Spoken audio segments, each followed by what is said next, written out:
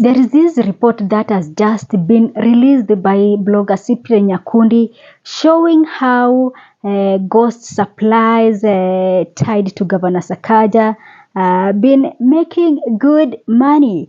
And from these receipts, you can see we have 13,320 delivery of what mats or what is this, and then we have receipt 2 of 11 million Kenyan shillings.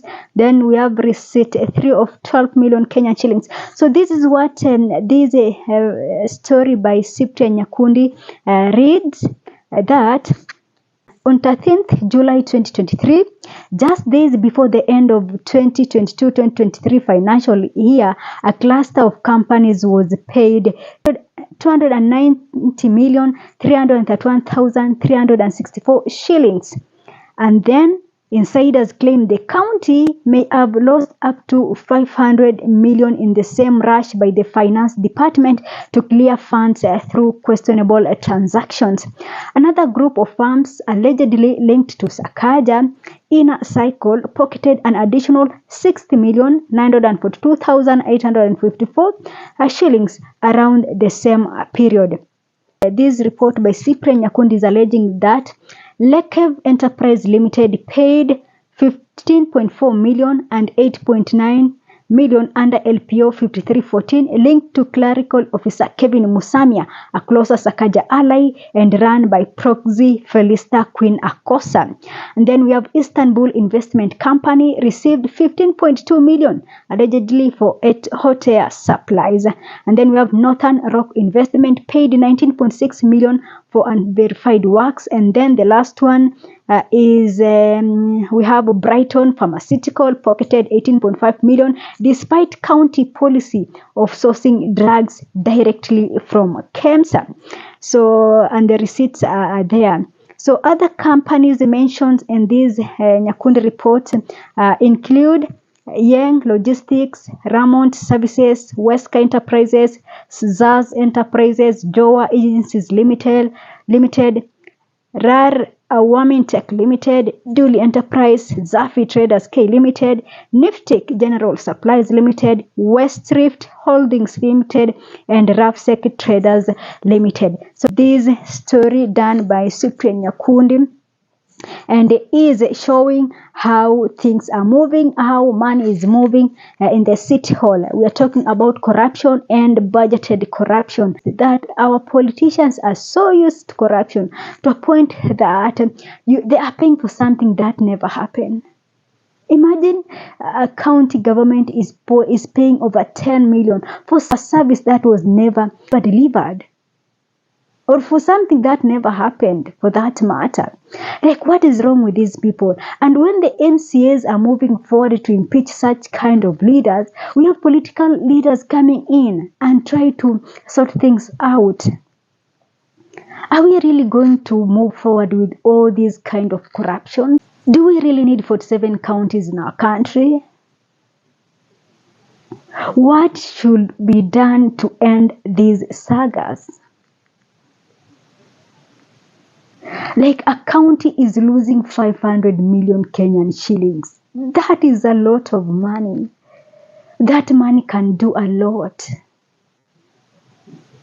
That money can do a lot for people over Nairobi.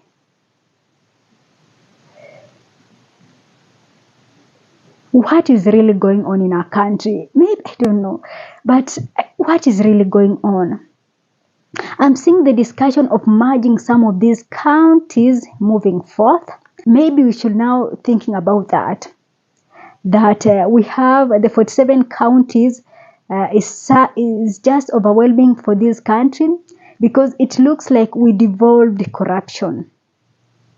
With Nairobi County, with this kind of reports, then it just shows how that the existence of county government is nothing but the existence of devolved corruption. It's just that we moved corruption from the big wigs to now the small wigs.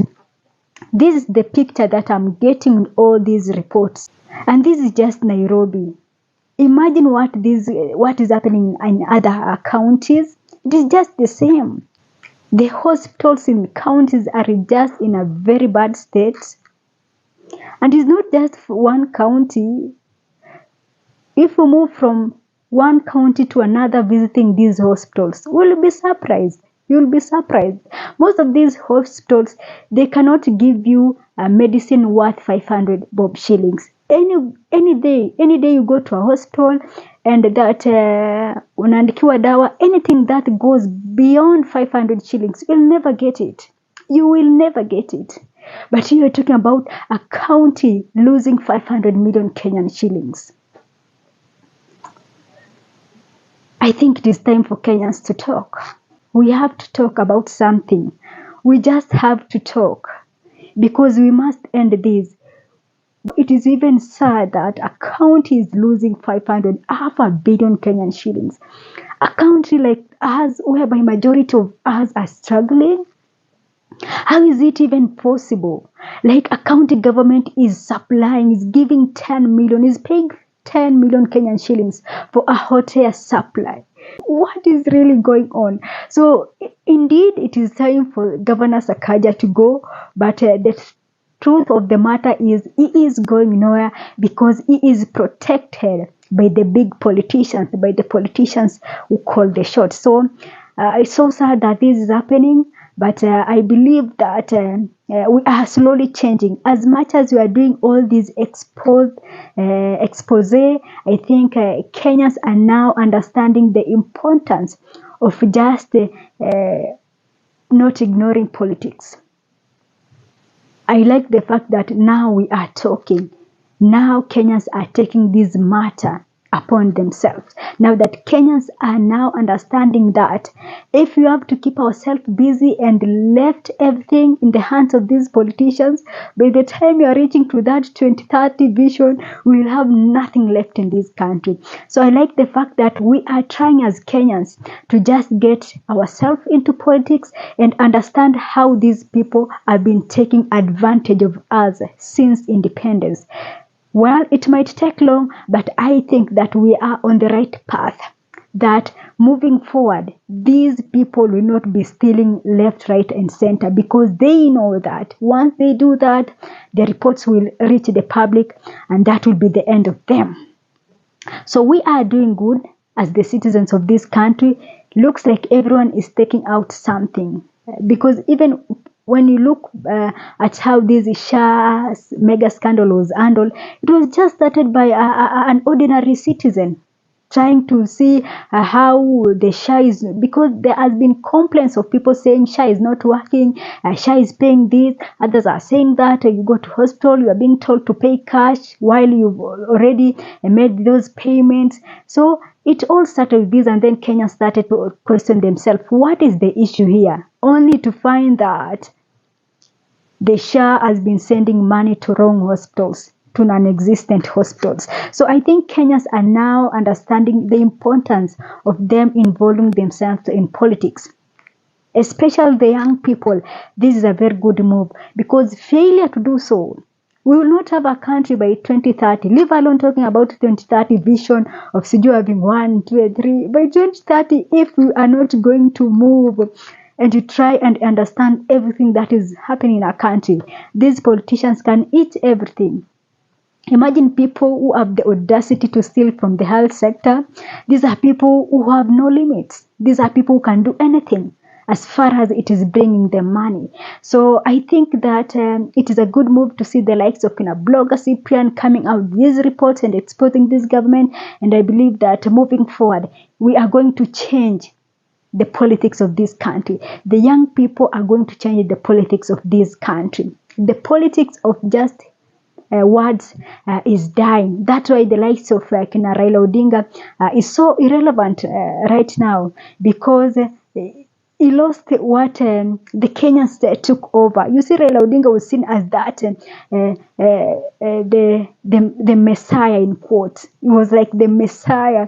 Then Kenyans realized, nah, he is doing all these for the sake of his pockets. Like Raila Odinga will just expose something, not because he wants changes to happen, but he wants to be given something out of it, to be silenced. To be silenced. by money. So now that Kenyans are taking over this, it's becoming relevant now that nobody cares. I've seen reports that in the by-election that is happening in September, in I think is in Kakamega County, there is a by-election that is to happen in that region, and that so far nobody is vying under the ODM ticket.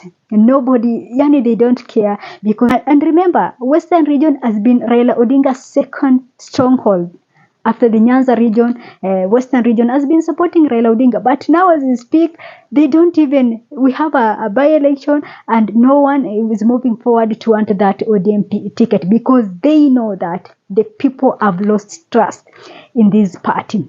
So I think what Kenyans are doing is good. Exposing the rot in our county government is shaking these people. And moving forward, we are changing the politics of our country. And moving forward, we will having, not everybody will be thinking that I just want to be an MCA, I want to be an MP. No, people are now will be rethinking about joining politics, because for so long our politics has been invaded with the thugs, with looters, with the people with no who cannot differentiate right and wrong. But now, with all that is happening, I think our politics will be attracting people who really meant good for this country. So that is it for me for now. Thanks for watching, and this is Sophia Live.